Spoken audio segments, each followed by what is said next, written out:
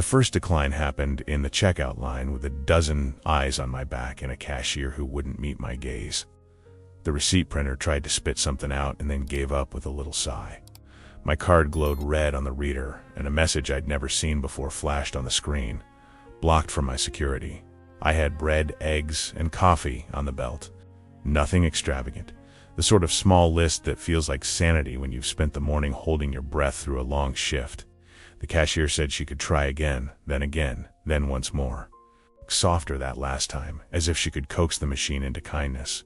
The last time it didn't even beep. The man behind me made a noise like he'd swallowed a complaint, and it got stuck. I stepped aside. I called the bank on speaker so the cashier could hear that I wasn't a thief. The hold music sounded bright and spotless, a room I couldn't enter. Someone came on and asked me security questions I'd answered 100 times, then told me my account was frozen due to suspicious activity. Suspicious activity turned out to be me buying groceries after working a double and forgetting to smile. At the camera in the self-checkout lane, I said I could verify anything. I'd come right now with my ID, my face, my life. The voice told me they couldn't unfreeze the account over the phone. It was my safety. They said it like a gift. I hung up and put the bread back. The cashier bagged someone else's oranges and whispered sorry. On the walk home, the wind off the harbor bit the inside of my coat. I kept my hands in my pockets. I kept imagining the card working, the beep, the clean tear of the receipt, the ordinary mercy of paying and leaving. My mother texted to ask if I could bring milk. I told her I'd just get it tomorrow. I told her everything was fine in that simple way that always means the opposite. I live in South Boston above a laundromat with a sign that flickers on damp nights like a heartbeat out of time. The air smells like warm metal and fake lavender. At home, I tried the bank app, and it opened like nothing was wrong. That was the first cruel trick. My balance sat there, flat as a stone at the bottom of a river. I refreshed. I checked the pending transactions. I checked the notification center. One alert I'd missed blinked from earlier that day like a taunt. Direct deposit received, except the balance hadn't moved. My paycheck had landed and sunk, invisible. Inside the app, there's a chat bubble that pretends to be a person. It told me it understood my frustration and sent me a link to a help page with a stock photo of a woman sipping tea and looking at a laptop like it was going to tell her a secret. I went from gentle to sharp and back again, trying to make the bot wake up. It gave me a phone number and a branch address and a wait time disguised as reassurance. I didn't sleep much that night. I lay there listening to the washers downstairs thrum like someone else's problem drying out. Somewhere before dawn, I made myself a promise. I said it out loud in my quiet kitchen so it wouldn't slip away later when someone told me to calm down. I said I would close in on the bank. I would not be the one to apologize for the chaos they handed me. Before all that, I was boring in the best ways. My name is Daniel. I work kitchen shifts at a hotel that looks out over the seaport, and a little weekend shift at a diner where the owner calls everyone sweetheart and means it in the old-fashioned, gruff way. I put half my pay toward rent and my mother's prescriptions and kept the other half safe in that bank like a person who believes in systems, who believes in the small good of doing things right. I don't like making scenes. The closest I get to indulgence is buying fancy coffee beans when they're on sale and sharing them with my neighbor, a teacher who brings me leftover cupcakes from her classroom birthday parties. I had gone into the branch not long before, the one near the bus stop where the pigeons swarm the bench like they're waiting for their own appointment. I'd gone because my debit card had this tiny crack along the edge that made it scrape when it went into readers. A woman at the desk with perfect hair gave me a new card and said my account looked great. She offered me a savings account, a credit card, a line of credit, a whole ladder of things I said I didn't need. She smiled like we were playing, like this was a dance and I just needed to follow her lead. When I said I'd pass, she printed something and slid it across for me to sign just to update your terms. The screen on the tablet was smudged. I asked what it was, and she said it was standard, that it wouldn't change anything. I signed in the box that wiggles your name into a ghost of itself. She gave me a lollipop with the bank's logo on the wrapper and told me to have a great afternoon. The next morning, after the decline at the grocery store and the polite script reading and the sleepless hours, I went back. The bank was quiet in that hush that money creates. The teller called me sir and asked me to swipe my card. It wouldn't read. She typed my name and frowned like my identity had wronged her. She said my account was under review. Under review sounded like a trapdoor. I asked what that meant and she said she didn't have that information, but I could sit and wait for a manager. The manager had a tie that looked like a decision. He took me into a glass office and closed the door with a careful click, like privacy was an expensive service they were extending as a courtesy. He said they'd noticed unusual activity. He said my security was important. The words felt like he was swaddling a complaint inside a blanket of policy. I asked about my paycheck. He said, oh. He leaned forward and said something about a second account. He said my deposit had been routed to my other checking account, my preferred one. He slid a printed page across the desk as if it were a menu I could order from. There, under my name, was an account number I didn't recognize, and a title, Preferred Checking. I told him I didn't have a preferred checking account, that I had one checking account and one life to go with it. He looked sympathetic in that way that isn't about feeling, it's about training. He said it was opened recently. He said I must have done it online. I said I didn't. He tilted his head like he was sorry I was confused. He said he could put in a request to consolidate the accounts, but it would take time. He said that word again, like we had all the time in the world for me to float my rent on goodwill and faith.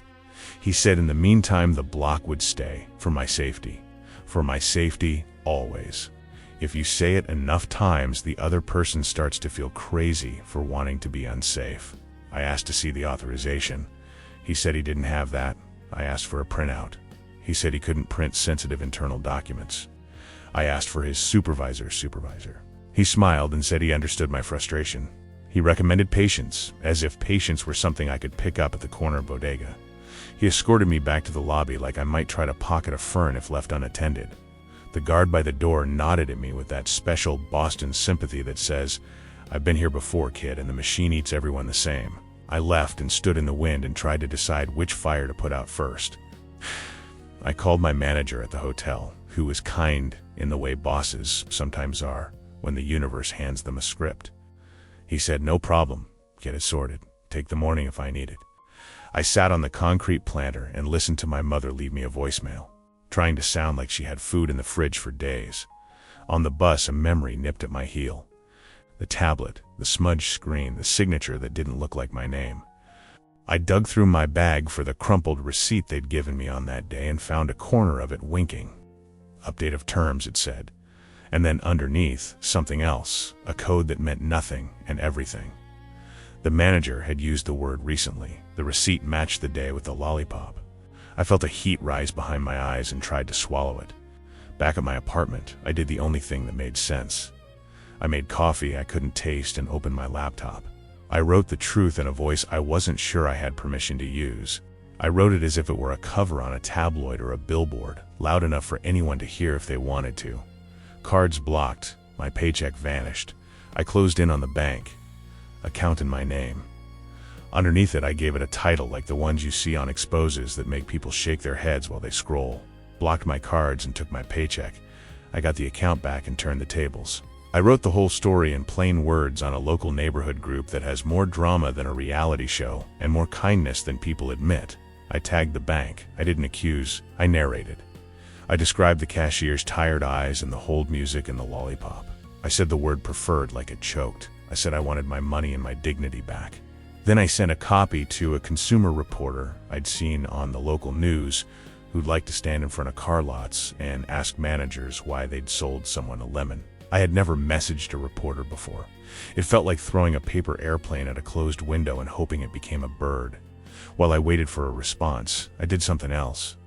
I called my HR office at the hotel, and the woman there, Brenda, who was everyone's favorite without trying, said she could initiate a trace, her word, a breadcrumb trail that would force the bank to admit where my deposit had actually landed.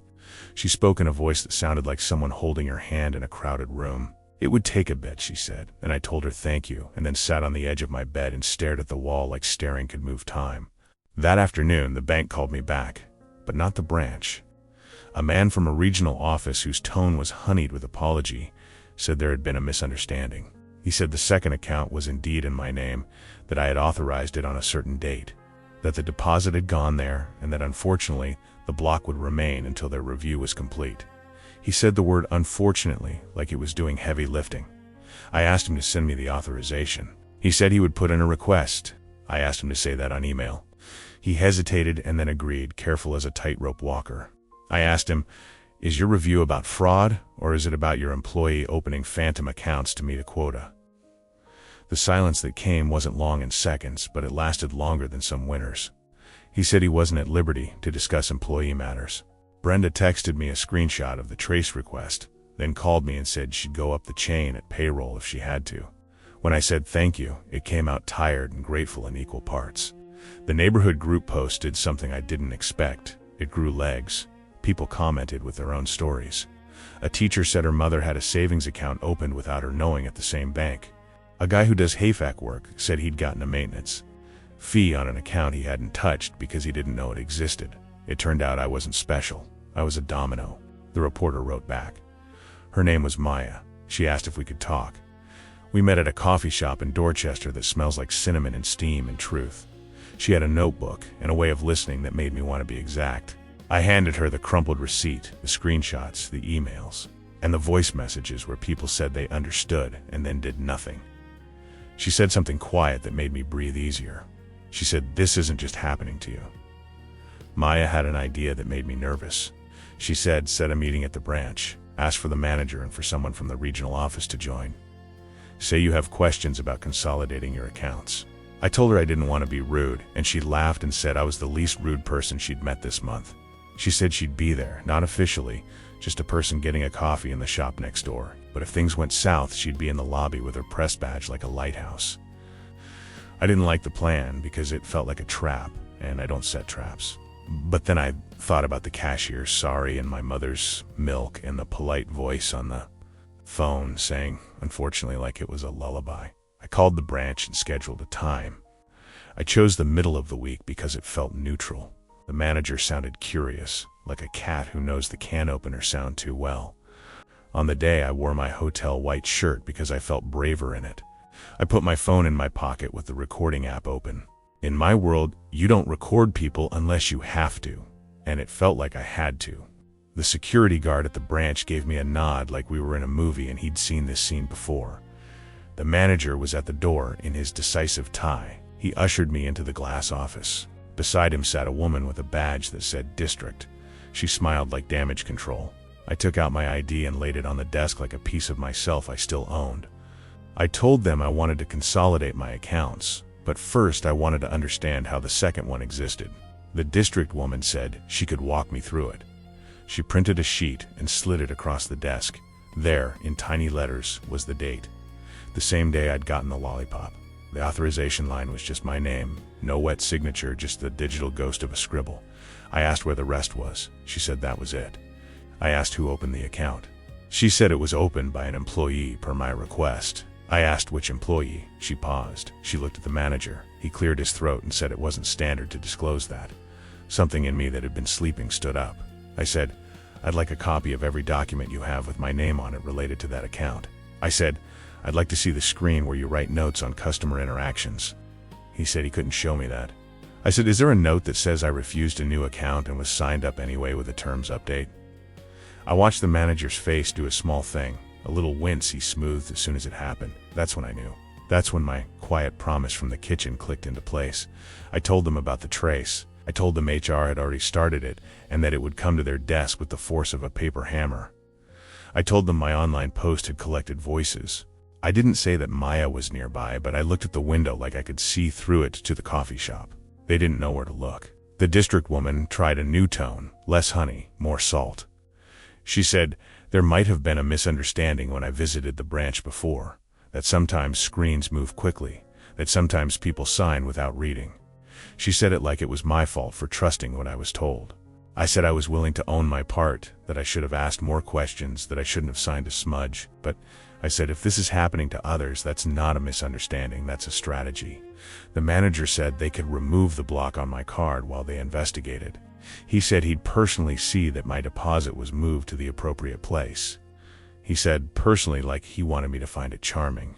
I said I'd appreciate that, but I also needed a letter stating the second account was opened without full informed consent and that all fees and penalties would be wiped. I said I needed that letter within the day. He looked at the district woman like he'd stepped into a river without checking the current. In that split second, something else happened. A woman came into the branch with a cane and a fierce look that said she'd eaten institutions for breakfast. She asked to speak to whoever could close her mother's account, the one they'd opened without asking. The teller tried to calm her and get her to sit, but the woman's voice carried. Everyone in the lobby heard the words without asking. If the bank floor had been a stage, it would have been that moment in a play when the chorus shows up and tells the truth. The lead is too polite to shout. The district woman excused herself and spoke to the teller. The manager asked if I needed water. I said no. I waited. Then I did something I didn't plan. I stood up and opened the glass door that was keeping our conversation separate. I told the woman with the cane my name and said I was dealing with something similar. Her eyes flicked to my shirt and back. She said, "Good. Make them put it in writing." I nodded. Other customers were listening the way people do when it's about money and dignity and something bigger than both. The district woman came back with a new face. It was the face you see when someone realizes the story might travel. She said they could generate the letter. She said they would remove the block immediately. She said the deposit would be transferred before the close of day. She said the words like bandages, quick and sure. I asked for the name of the employee who had opened the account. She hesitated and then told me. It was the woman with the perfect hair. I tried not to feel the betrayal like a personal wound. I tried to see the machine instead of the person. Quotas sink their teeth into people until they bite someone else. The letter printed. It was careful and vague and admitted enough to be useful. I read it slowly. I felt the room breathing with me. When I looked up, the district woman did something I wasn't expecting. She said, "I'm sorry." She said it in a voice that wasn't training. The manager nodded and said they were reviewing their practices. It sounded like a line, but his eyes looked tired. He asked if I could forgive the situation. He used the word forgive like it tasted strange. I told him I could forgive people. I said I couldn't forgive the pattern without seeing it change. I said I wouldn't withdraw the complaint I'd filed with the regulators, and I wouldn't take down my post because it had turned into a place where other people were finding out they weren't alone. I said I wished them well in fixing it. I said thank you for the letter and for taking the block off like it was a kindness, though we all knew it was a correction. Out in the lobby, the woman with the cane was finishing her own conversation. The teller, who had looked pale when she walked in, looked relieved now. I stood there in the middle of the bank with a letter in my hand and felt something settle. Not triumph, not the kind that glitters and makes you want to strut. Something quieter, the feeling of a scale inching toward level. My phone buzzed. It was Maya. She sent a thumbs up and a sentence that said, "This will make a good story for the 6 o'clock. Names blurred, the problem clear." I typed back thank you and meant it in a way that went past words. While I was typing, another call came in from the regional office. The voice was a new one, smooth and contrite. He said they'd reviewed my file and were sorry for the trouble. He said they'd be crediting my account for any fees and a goodwill amount for the inconvenience. He said goodwill like he'd found it under a couch cushion. I thanked him and asked for that in writing too. He agreed. I imagined his checklist ticking boxes. By evening, Brenda called to say the trace had completed and the bank had confirmed what we already knew. My deposit had been diverted to the phantom account and then pinned under a block that said it was protecting me. Payroll would update the internal notes to reflect the bank's correction. Brenda said she'd been through something similar once with a different bank. And I almost told her about the lollipop, as if all these details mattered in a court of small indignities. Maybe they do. The human heart is built from details. I went to the grocery store again because life is made of repeats that turn into rhythms. The cashier from the day before wasn't at the register, but another woman with a name tag that had lost a letter smiled at me like we'd met on a bus once. My card worked. It beeped. The receipt printed with a flourish. The sound wasn't a symphony, but it felt like one. At home, my mother took the milk from me like a victory. She asked how it went. I told her the story from the beginning, and when I got to the part where the district woman said sorry, my mother shook her head and said, "That's a start." She asked if I was going to keep my money there. I said, "Not for long." I said I'd move to the credit union where my neighbor swears they know your name and mean it. My mother said her friend Yolanda goes there and never has trouble. She said we should bake something for the security guard at the branch because he'd been kind with his head nod. We baked cookies shaped like awkward circles. The story did end up on the news in a way that smudged our faces but made our point. The reporter didn't use my name, but she said the words duplicate account and customer consent in a phrase that shouldn't have to exist. Dignity restoration. The bank released a statement that said they were committed to their customers' trust and were reviewing their internal procedures. It sounded like a paper umbrella in a storm, but I hope it keeps someone else dry. A week later, and yes, I'm allowed to say week in a story, we live in time, even when it's unkind, the branch manager called me. His voice had dropped some of its shine. He said he wanted to apologize personally. He said he had followed directives and had missed the consequences. He said he was sorry. He asked, could I forgive him? I thought about telling him that forgiveness felt too expensive to hand over on a call. But I've learned that forgiveness isn't a favor for the other person. It's a way to stop the story from living in your ribcage rent-free. I told him I accepted his apology as a person, and that as a customer I still expected the institution to do better. He said he understood. He thanked me. We hung up with a strange gentleness that might have been grace. I went to the branch one last time to close the preferred account that had never been mine in any real sense. The teller was new. She asked for my ID and then looked at the system and said, "We're good. The fees have been reversed. The account will be gone by tomorrow morning." She stamped something that didn't need a stamp for my satisfaction. The guard asked if those were cookies in the bag. I said yes and handed him one. He said he shouldn't, then he did, and he smiled with his eyes. On my way out, the woman with perfect hair was at the desk, and when she saw me, she stood. Her face was made of apologies. She came over and said, "I heard about what happened. I'm sorry. I was under pressure to meet numbers. It's not an excuse. It shouldn't have happened." She looked like she hadn't slept well in days. I wanted to be angry, but there she was, shaking, and she was a person, not a headline. I told her I wished her well. I told her I hoped she worked somewhere that asked less of her soul. She said thank you, and that she'd started applying elsewhere. She asked if I could forgive her. I took a breath and said yes. I said yes because holding anger that hot can burn the hand that holds it. Back in my kitchen, with the hum of machines below me and the small window of late light, I wrote an update to my post. I didn't spike the football. I said things had been put right for me, that the bank had apologized and reversed what needed reversing, that I hoped they were fixing the machine so no one else had to go through this. I told people what to ask for if they suspected a shadow account. Authorization documents, a closure letter, a promise in writing. I told them to speak like they mattered because they did. Money makes people feel small or large in ways that have nothing to do with worth. It's a bad mirror. What I learned is that you can choose another mirror. I moved my paycheck to the credit union where Brenda says the teller remembers her birthday and also her dogs. The first time my card beeped there, it sounded the same. The difference was in me. Life resumed its ordinary mercy. I took my mother to the market, and she lingered by the cut flowers and chose a bouquet that didn't match at all and looked perfect. I worked my shifts and started bringing in cinnamon rolls from the diner to the hotel kitchen on Sundays. My neighbor knocked, and we drank coffee with the curtains open and talked about the little victories that make up a life. When I hear someone at the grocery say my card isn't going through, I don't look away. I wait the extra minute. My patience now is a choice, not a performance.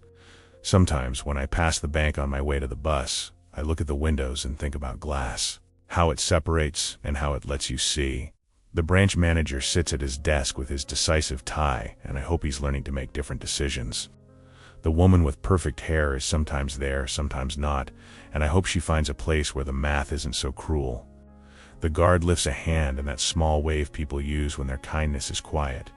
If there's a moral, it's this: tell the truth out loud, even when your voice trembles. Ask for what's yours without shrinking. Accept apologies that are earned and keep asking for change that goes beyond them. Stand your ground, and when you can, forgiven doesn't mean forget, it means you carry less weight. The other day, the cashier with the tired eyes was at the register again. She looked up when I stepped into her lane and smiled like we shared a secret. My card went through and she handed me a receipt like a little flag. I tucked it into my pocket and walked out into the bright day, lighter by something you can't measure in bills or balances. The city moved around me, the same as always. But I felt it differently, like a song you've finally learned the words to and can sing along. Not because it's easy, but because it's yours. Subscribe to the channel and share your thoughts about the story in the comments. See you in the next one.